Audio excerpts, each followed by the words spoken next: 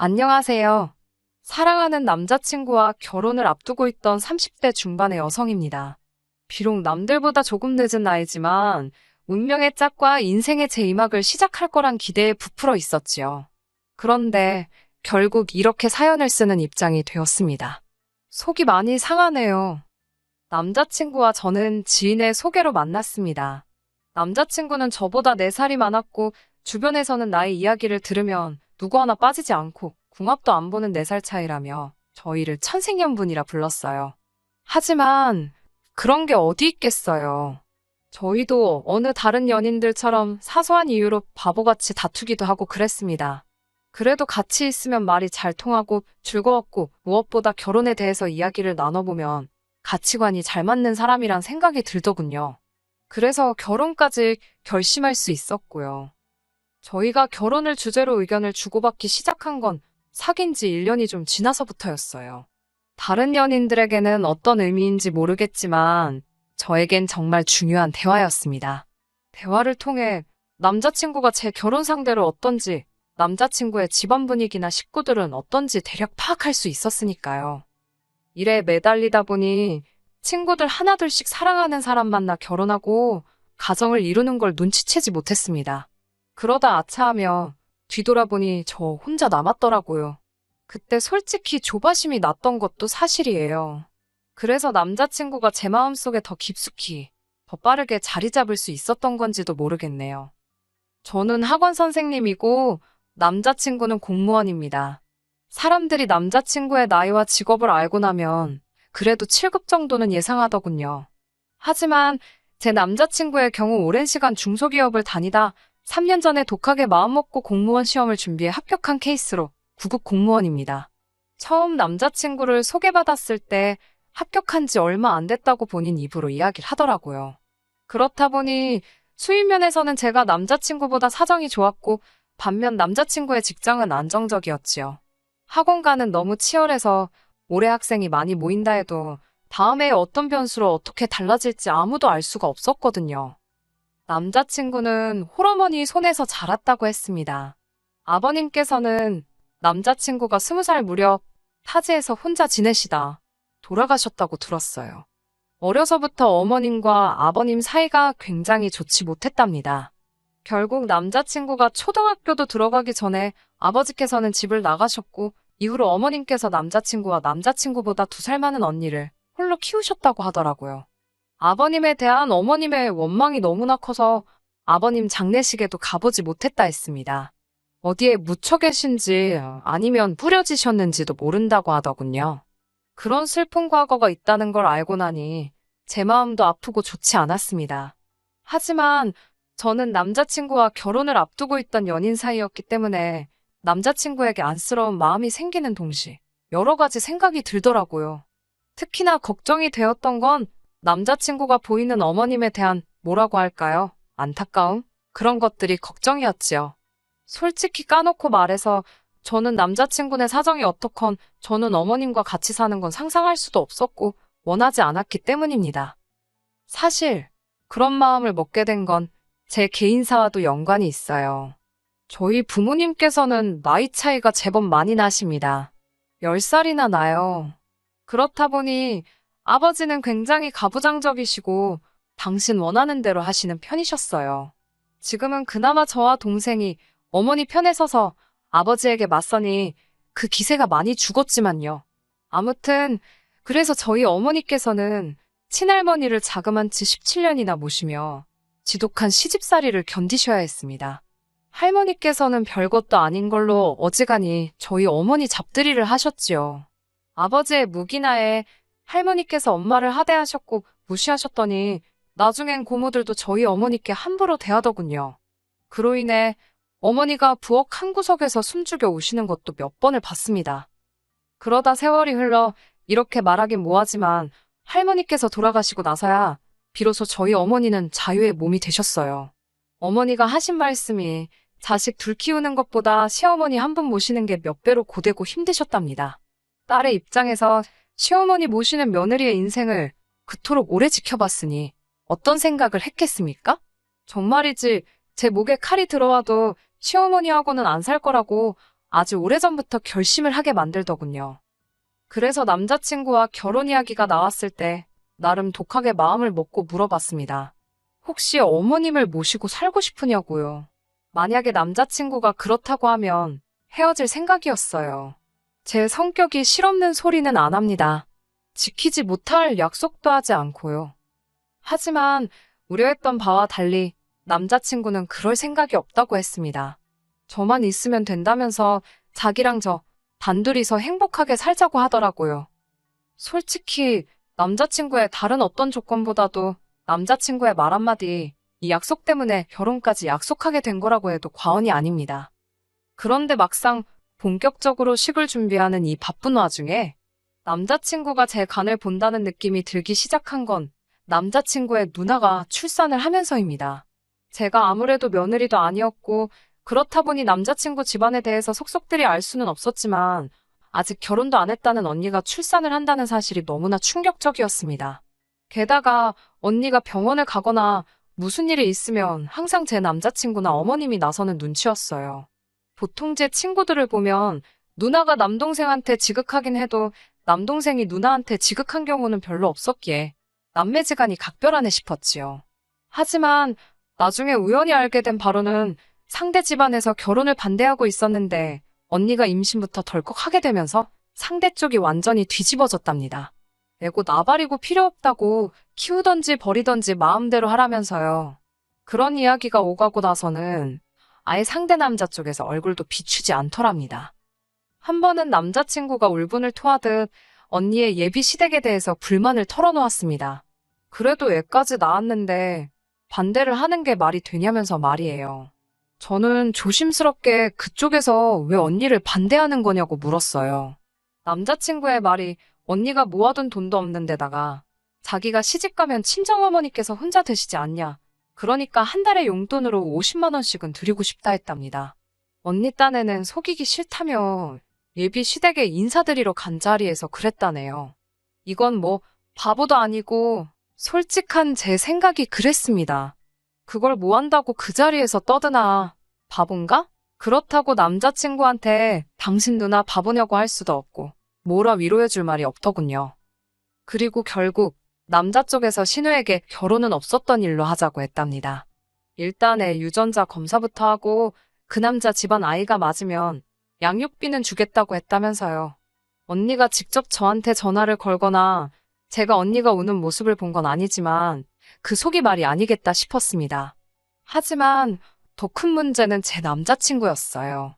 언니에게 그런 일이 있고 나자 자기가 뭔가 느낀 바가 있는지 예전보다 훨씬 생각이 많아진 눈치였거든요. 이때부터 저도 기분이 좀 쎄하기는 했습니다. 제가 이렇게 사연은 처음 써보지만 다른 사람들의 사연은 정말 즐겨 듣거든요. 그래서인지 별의별 생각이 다 들더군요. 혹시 나한테 신우아이를 키워달라고 하면 어쩌지? 그런 생각이요. 그래도 설마 싶었는데 파혼을 하게 된 결정적인 사건은 그날 일어났습니다. 남자친구가 며칠 전부터 조카가 너무 귀엽다며 조카 보러 자기 집에 놀러 오라고 어지간히 저를 졸라대더라고요. 하지만 중고등학생들 시험 기간이라서 도무지 시간을 낼 수가 없었기에 근 2주 만에 집에 가볼 수 있었지요. 남자친구는 약간은 어설픈 자세로 아이를 안고 있었습니다. 어머님은 외출 중이시고 언니는 작은 방에서 자고 있다면서 저더러도 한번 안아보라고 하더군요. 저는 괜찮다고 거절했습니다. 아이가 너무 작아서 잘못 안기라도 하면 큰일 날 것 같았거든요. 아이가 귀여워서 요리조리 살피고 있는데 남자친구가 저에게 귀엽냐고 묻더라고요. 그래서 너무 귀엽다고 하니까 우리도 빨리 아이를 가지면 좋겠답니다. 솔직히 이 말을 듣고는 약간 의아했지만 크게 의미를 두지는 않고 그러게 하고 넘겼습니다. 남자친구는 곧이어 그러면 올해 말에 결혼하고 내년에 애 갖고 혼잣말처럼 중얼거리더니 내가 한 3, 4살쯤 되면 우리 엄마랑 같이 살까? 그러는 거예요. 저는 순간 우리 엄마 누구? 싶다가 어머님을 말하는 거냐고 물었습니다. 갑자기 그게 무슨 소리냐고도 물었지요. 그러자 남자친구는 저를 바라보면서 자기가 누나의 임신부터 출산까지 그리고 지금까지도 옆에서 바라보면서 많은 걸 느꼈답니다. 어머님이 누나와 자기를 낳으면서 얼마나 고생하셨을지, 게다가 혼자서 누나와 자기를 키우신 걸 생각하니까 마음이 너무 안 좋답니다. 그런 어머니를 나 몰라라 하고 산 자기 자신이 너무 밉다면서 자기가 자리를 잡으면 그동안 받은 사랑을 돌려드리고 싶다나요? 남자친구가 무슨 말을 하는 건지 가슴으론 이해가 되었지만 머리로는 받아들일 수가 없었지요. 어머님이 고생을 많이 하신 건 맞지만 저희 부모님이라고 고생 안 하시고 저를 이만큼 키워주신 건 절대 아니거든요. 저는 미안하지만 그렇게는 못한다고 못 모시고 산다고 했습니다. 그러자 남자친구는 자기 어머니가 저를 불편하게 하실 분이 아니랍니다. 오히려 저희가 아이를 갖게 되면 아이도 봐주실 거고 반찬도 해주실 거고 정말 잘해주실 거래요. 저는 남자친구가 알아듣게끔 설명을 했습니다. 잘해주시고 못해주시고의 문제가 아니라 시어머니랑 같이 산다는 사실 자체가 불편해서 싫다고요. 남자친구는 살아보지도 않고 왜 그렇게 단정을 짓는 거냐면서 일단 살아보고 서로 너무 안 맞는다 싶으면 그때 따로 살면 되지 않냐입니다. 남자친구와 제 사이에는 몇 분간 어색한 정적이 흘렀습니다. 그러다 제가 먼저 말을 꺼냈어요. 그러면 우리 부모님도 같이 모시자고요. 남자친구는 눈을 동그랗게 뜨더니 그게 말이 되냐입니다. 그래서 안 될 게 뭐가 있냐고. 우리 부모님이 아파트 파시고 오빠랑 나랑 결혼할 때 쓰려고 모아둔 돈 보태고 어머님이 이 집 파시고 다 긁어 모아서 아파트 큰 거나 주택 사자고 거기서 다 같이 살면 되겠다고 아무렇지도 않다는 듯 말을 이어갔습니다. 남자친구는 황당한 표정으로 그러면 자기 누나는 어디 가서 사냐입니다. 그래서 글쎄 그건 모르겠다. 언니도 모아둔 돈 있을까? 하긴 일단 집값이 얼만지 봐야겠다. 집값을 보고 4등분해서 각각 부담하면 될 것 같다고 아주 순수한 마음으로 이야기해줬지요. 남자친구가 지금 자길 매기려는 거냐면서 기분 나쁜 티를 내더군요. 그러더니 기껏 한다는 소리가 왜 4등분을 하냐입니다. 저희 친정부모님은 두 분이고 어머님은 혼자시니 아버님 대신 신우를 쳐주면 되니까 3등분을 하잡니다. 자기 딴에는 논리적이랍시고 떠들어대는 거였지요. 결국 제가 짜증을 숨기지 못하고 쏴붙였습니다. 언니가 당신 키웠어? 아니잖아. 그리고 언니 오면 언니 애는 어떡할 건데? 언니 애는 계속 커갈 거니까 그럼 뭐 걔한테도 보태라고 해. 제 말을 들은 남자친구가 한동안 어이없다는 듯 저를 노려보더니 그럼 이 결혼 못하겠네라고 배짱을 부리더라고요. 저도 그러게 오빠가 싫다면 이 결혼은 못하지 라고 받아쳤습니다. 이쯤부터는 솔직히 남자친구나 저나 감정이 상할 대로 상한 상태라 말이 좀 세게 나갔어요. 수습할 수 있을까 싶을 정도로요. 서로 무슨 말을 주고받았는지도 정확히 기억은 안 나지만 남자친구가 저더러 말을 왜 그따위로 하냐. 지금 자기 말뜻을 못 알아듣냐고 시비를 걸더라고요. 저도 남자친구에게 어머님 안 모시고 산다고 해서 내가 오빠 프로포즈 받아준 거 모르냐며 왜 남자가 한 입으로 두 말을 하냐고 빈정거렸지요. 결국 제가 이런 대화 하기도 싫다고 짜증난다고 결혼이고 뭐고 다 집어치우자며 가방을 들고 자리를 일어섰습니다. 그러자 남자친구가 저를 붙잡더니 자기가 너무 억지를 부린 것 같답니다. 하지만 이어지는 말은 더 가관이었어요. 양가 어머님들만 모시고 살잡니다. 어이가 없어서 제가 우리 아버지 빼고 어머니만 모시라는 거냐니까 두 분을 같이 모시면 한 집에서 자기 어머니가 얼마나 소외감을 느끼겠냐고 그래요. 제가 제정신이냐고 잘 살고 계신 우리 부모님을 오빠가 뭔데 찢어놓으려고 하냐니까 그러면 자기 엄마 기분은 신경도 안 쓰냐입니다. 불쌍하지도 않냐고요. 한 집에 커플 둘의 솔로 하나면 말이 되냐면서 어차피 저희 부모님 각방 쓰시지 않냐고 그러는 거예요. 아니, 나이 드신 부모님께서 각방 쓰시는 거랑 별거하시는 거랑 같을 수가 있나요? 이건 뭐 말도 안 통하고 억지만 쓰고 내가 그동안 만나던 남자가 이것밖에 안 되는 사람이었나. 자괴감이 다 들더라니까요. 결국 남자친구한테 도무지 오빠랑 결혼은 못하겠다고 파혼하자고 했습니다. 어머님 모시는 일은 둘째치고 오빠 말하는 거 보니까 진짜 한심하고 어이가 없어서 상종도 하기 싫다고 했네요. 남자친구는 그제서야 너도 언젠가 아이 낳고 엄마가 된다고 생각해보랍니다. 제 자식이 제가 나이 들었을 때 이렇게 외면한다고 생각하면 가슴이 찢어질 것 같지 않냐면서 자식된 도리를 하자는 거랍니다. 남자친구에게 오빠는 오빠 어머님께 자식된 도리를 하라고 나는 내 부모에게 하겠다 했어요. 왜 자식된 도리를 당장 오늘부터 할 생각은 안 하고 나랑 결혼하고 자리 잡으면 할 생각을 하냐고도 따졌습니다. 남자친구가 뭐라고 떠들어대는데 듣기도 싫어서 그냥 뒤로 하고 택시 타고 집에 와버렸네요. 집에 오니 부재중 전화가 50통 가까이 와 있고 장문에 문자도 와 있더군요. 제가 그렇게 싫어할 줄은 몰랐다면서 다시 한번 다른 방법을 찾아보잡니다. 말귀를 못 알아들었구나 싶어서 허탈하더군요. 눈물이 하염없이 흘렀는데 슬퍼서가 아니라 화가 나서 흐른 거였어요. 이런 인간과 보낸 제 세월이 아까워서요. 솔직히 남자친구와는 폼을 보아하니 지금은 어머님을 모시고 살자 하지만 여차하면 자기 누나 불쌍하다고 누나랑 조카도 데리고 살자는 소리가 나오게 생겼더라고요. 그래서 조금도 타협할 수가 없었던 것도 있습니다.